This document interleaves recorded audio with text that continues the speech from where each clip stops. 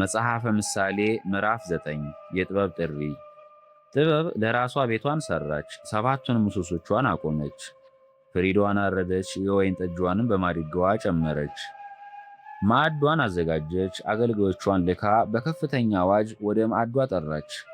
እንዲህም አለች፣ አላዋቂ የሆነ ወደ እኔ ይምጣ፣ አእምሮ የጎደላቸውንም እንዲህ አለች፣ ኑ እንጀራዬን ብሉ፣ የጠመቁላችሁን የወይን ጠጅም ጠጡ።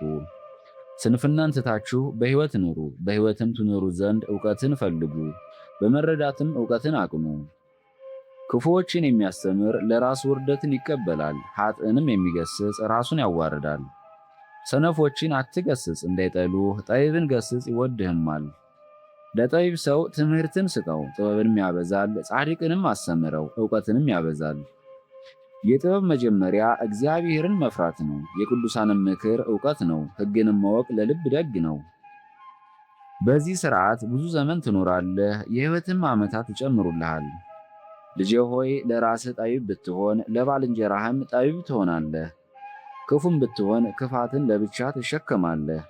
ሐሰትን የሚያዘጋጅ ሰው ነፋሳትን እንደሚያዘጋጅ ሰው ይመስላል። እርሱም የሚበር ወፍን እንደሚከተል ነው።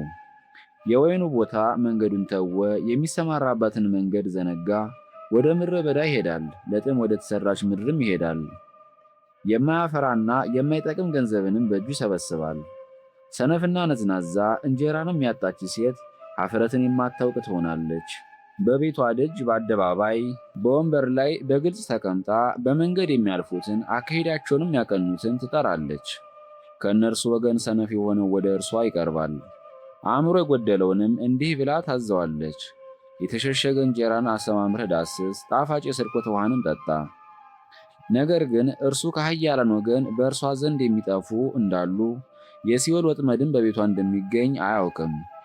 ነገር ግን ፈጥነህ ሂድ፣ በቦታዋም አትዘገይ። የባዕድን ውሃ እንደምትሻገር በዓይንህ ወደ እርሷ መመልከትን አታዘውትር። ከባዕድ ውሃ ራቅ፣ ብዙ ዘመን ትኖር ዘንድ ከባዕድ ምንጭም ውሃ አትጠጣ። የሕይወትም ዓመታት ይጨምሩልሃል።